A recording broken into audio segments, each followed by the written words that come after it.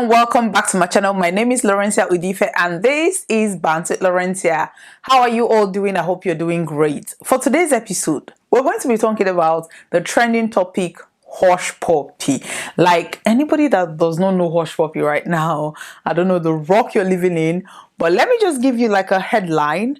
So, international fraudster Roman Abbas, also known as Hushpuppi, was sentenced to 135 months in prison, 11 years. He's ordered to pay $1,732,841 in restitution to two fraud victims. Now, these were the two major victims that they were able to prove, and the authority believed that over 18 months, he scammed over $300 million, and he was found with $26 million in cash when he was arrested in February of 2020.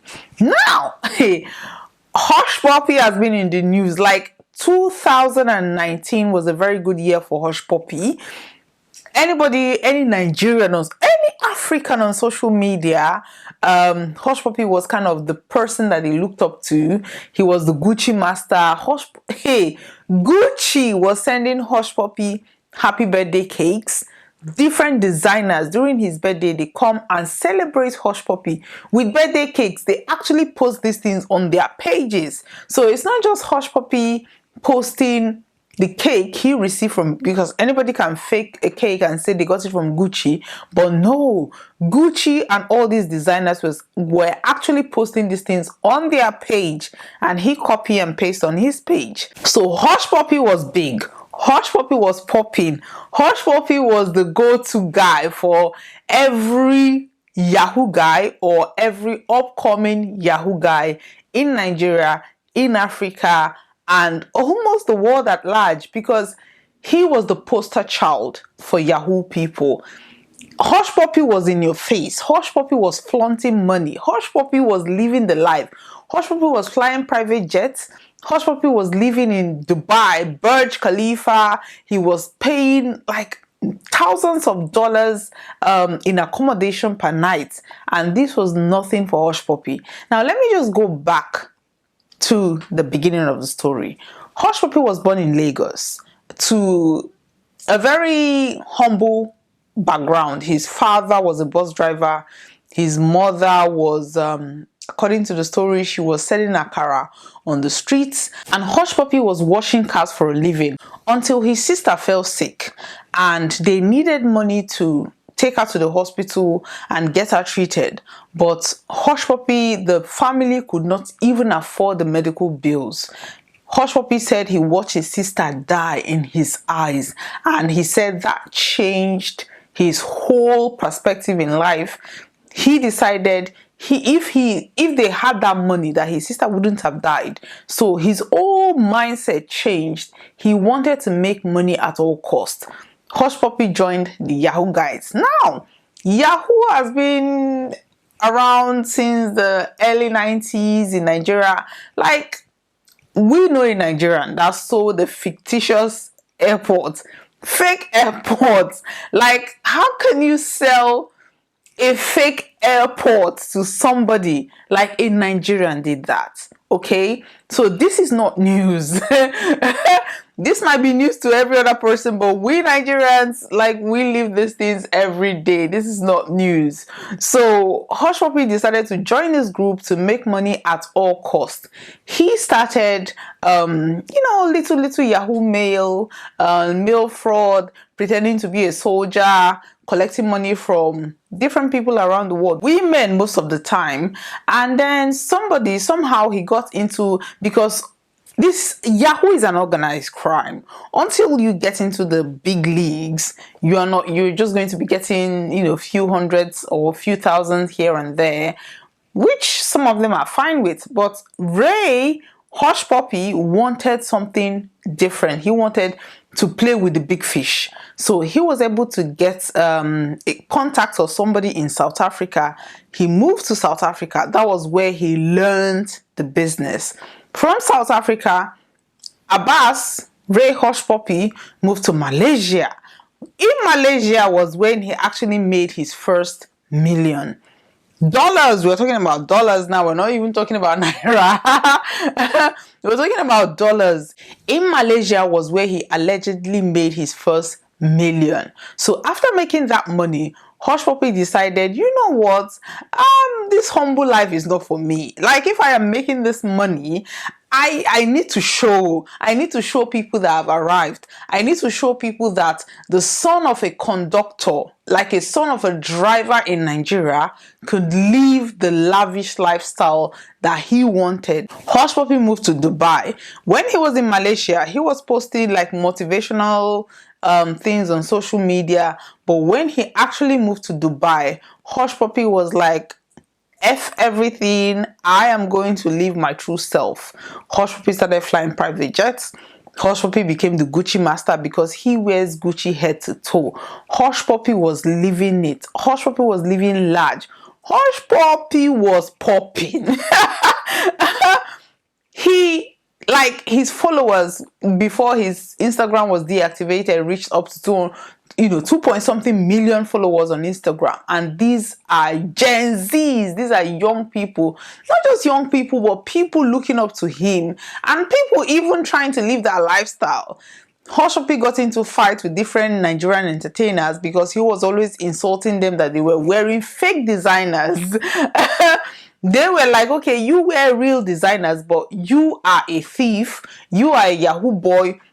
Hushpuppi will come out and insult them, deny it, saying that, oh, he's a real estate developer, he's this and he's that. Now, his downfall started when a hacker in Nigeria, a very genius hacker in Nigeria, contacted him to say that he has a business for him, that he got somebody and then this guy is ready to pay like ridiculous amount of money, but he just needed somebody because he's in Nigeria. So what they do is they actually have a link outside Nigeria that will help them facilitate the phone calls and everything, the address and bank accounts and everything, because people will not pay him money into Nigeria because they know Nigeria, So they always get a link outside Nigeria where this money come in. This was where Hushpuppi was supposed to come in. And mind you, Hushpuppi was not into, he was not the main person perpetrating all these things. Mostly what he does is get bank accounts and get his percentage, or link people together and do one or two things, but he was not always the masterminder, or he does not put himself into the whole business, allegedly. But this guy in Nigeria, when Hushpuppi saw the deal, he realized that this is massive and I can actually take all this money and keep for myself, because this guy is in Nigeria, he's intelligent, but he cannot reach me. But the guy in Nigeria, Vincent, was not aware of Hushpuppi's plan, so he kind of told Hushpuppi everything. Hushpuppi decided to get into the whole business with some Kenyan guys, and they all started that deal. The first payment was paid $150,000 allegedly, and where trouble started was Hushpuppi refused to give Vincent any cut of the money. Now, Vincent designed the website that was used. Vincent designed the app that was used. Vincent was the brain behind the whole thing. So when they got the first $150,000, Vincent was expecting Hushpuppi to maybe give him something, but Hushpuppi was giving excuses that, oh, there's another $570 something thousand coming in, that was where he was going to get his own cut. Vincent was not happy about it. Before you could say Jack, Vincent contacted the man that they were trying to rob and told him, listen, this guy is trying to rob you. This guy is a thief. He's this, he's that you should not deal with him, because at that point Vincent had already realized that Hushpuppi was going to keep everything for himself. So Vincent was like, okay, let's just burn this whole thing down. I masterminded this thing. We are not going to go ahead with it. So the man being defrauded contacted Hushpuppi back and said, this is what this guy was saying, and this was the same number that initiated the whole contract. This is what the guy is saying. Hushpuppi was like, oh, no, that is not people spoof, get mail, this, that look at my Instagram page, I am verified, I am this, I am that, I am a real estate developer. And what the man was actually trying to do was to build a school. So he felt he was in safe hand. But when that reasonable doubt is there, I think what happened was that the man allegedly contacted the FBI and said, I have already committed $150,000 in this. Allegedly, the FBI told him, just play along. We're going to get into their system and get him and his gang. By now, Hushpuppi already contacted a police in Nigeria, Abba Kyari. He was a super cop. This guy has received so many awards for being a crime fighter. Basically, like the presidency gave him an award. Even Peter Obi, that is contesting for president, actually gave him an award. This guy was known as the super cop. Hushpuppi contacted Abba Kyari and told him that he has a problem. He has a thorn on his flesh. That somebody he did business with in Nigeria, that person is trying to spoil his business, that he should arrest him and jail him so that he can continue with the business without any interruption. Abba Kyari and Hushpuppi settled for almost $21,000 in payment, which Hushpuppi paid into different bank accounts for Abba Kyari and his boys. Abba Kyari swung into action, arrested Vincent. Vincent was in prison. His girlfriend contacted Hushpuppi and said, the bill is 1 million. Can you help me raise money? Hushpuppi was still doing as if he was oblivious of everything. He was like saying that he's going to raise 100,000 to get him out of jail. Meanwhile, he contacted Abba Kyari to say that on no account should you release him because bail in Nigeria is free. But because they set the bill for ₦1 million, he knew that she would not be able to afford that money. But even if she was able to afford it, he told Abba Kyari not to release Vincent. So Vincent was cooking in jail for that 1 month while Hushpuppi was running around. Now, he was not the mastermind of this thing. But Hushpuppi being greedy, if he had paid Vincent, if he had given Vincent out of the 150,000, this would have been the biggest scam of the century.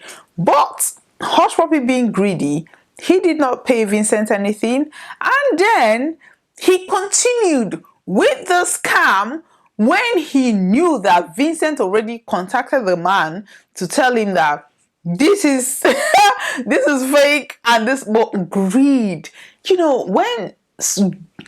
when God wants to punish you, you will just turn deaf ears and blind eyes to everything. I think it was just time for Hushpuppi to be brought down to his knees, because if you follow the story, there was no reason under the sun why Hushpuppi, because he already collected $150,000. So why was he continuing with this scam? Nobody knows. Hushpuppi continued and then was planning, getting account to receive the remaining 500 and something thousand dollars to be paid to him. At the end of the day, because the man already alerted the FBI were now investigating Hushpuppi, and they set out this sting operation where they arrested Hushpuppi. It was like out of a James Bond movie when he was arrested. Hushpuppi was arrested in 2020, and he has been in custody for that long. And a few days ago, it was revealed that the court has sentenced Hushpuppi to 11 years in prison and federal prison. And people were saying, for like this guy defrauded or scammed people of over $300 million, but he allegedly agreed to pay restitution of almost $2 million. And people were like, you're sentencing him to 10 years in prison or 11 years in prison for a $300 million crime. People were like, just sentence me, I'm ready to go to prison. Everybody's ready to go to prison for that amount. Now people were thinking, oh, his life is finished, Hushpuppi is not going to, there's nothing for him. And a lot of people came out and they celebrated online because they thought this will serve as an example to younger generations who were looking up to this guy. I mean, this guy had over 2 point something million followers on Instagram, and just last week Instagram actually disabled his account, citing that is it misrepresentation or what they said. He broke some of the Instagram guidelines, but people were happy. They said this will serve as a deterrent for younger people looking up to him or trying to live that life, that lavish lifestyle. Now, some people are saying that 11 years in prison, he's going to come out, he's going to be broke. But there was a similar story. Okudili was in the US. I don't even know the crime he committed, but it was millions of dollars. He came back to Nigeria. This guy is one of the billionaires in Nigeria at the moment. He lives in Lagos. He owns an automobile production company. He is in money.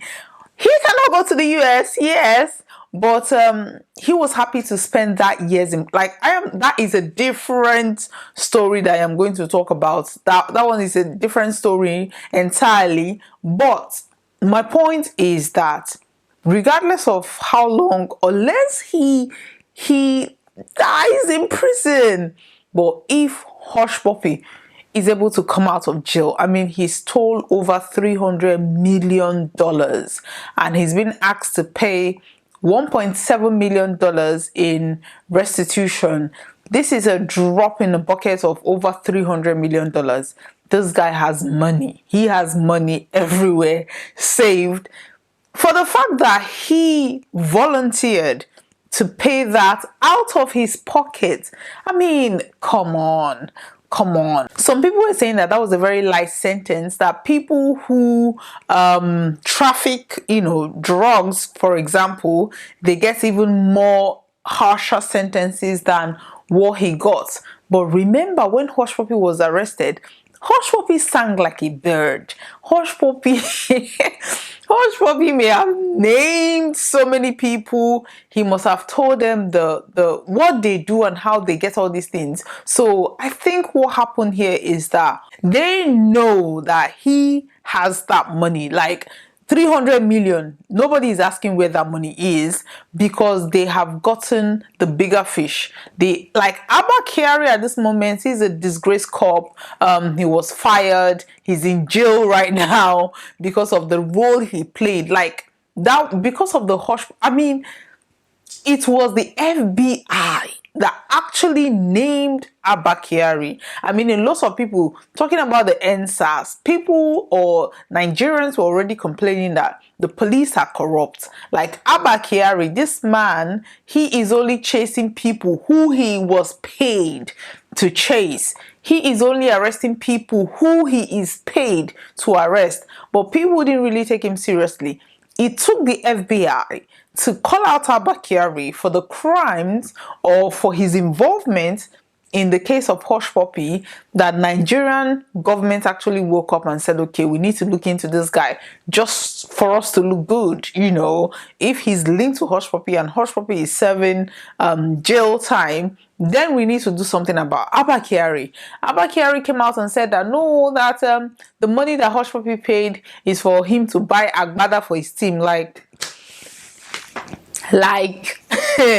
But that is the situation we found ourselves in. We are Nigerians, we're not going to deny Hushpuppi. Hushpuppi is the poster child of the Nigerian system. These are people, these are products of our system that has failed the youth. So are we going to blame Hushpuppi? Are we going to blame the Nigerian system? Because according to him, he became what he is because the Nigerian system failed his sister when she was sick and nobody was able to treat her just because they didn't have money. So it's a failure of a system, it's a failure of a nation, and this is the product of it. Before we can start talking about how to stop Yahoo or how to clean our image worldwide, the Nigerian system needs to be there needs to be an overhaul on that system, and then give youth hope, because once people have hope, then a whole lot of things is going to change. I am very happy that people look at Hushpuppi now and think, okay, there are, you even look at him now, you're thinking, okay, there are some people saying that 11 years in prison, as long as I'm getting 11 years in prison and I'm coming out to spend over $300 million, people are happy to do that. So I don't even know, honestly. I am just going to end this video here. This is my take on Hushpuppi, and I don't even have a resolution. I can't even tell myself, okay, this is the solution. I don't have the solution, and I don't think anybody had the solution, because if we do, we would have implemented it. So yeah, I mean, if you have a solution on how to deal with these issues, please leave me a comment in the comment section. Thank you very much for watching today's episode. Bye bye.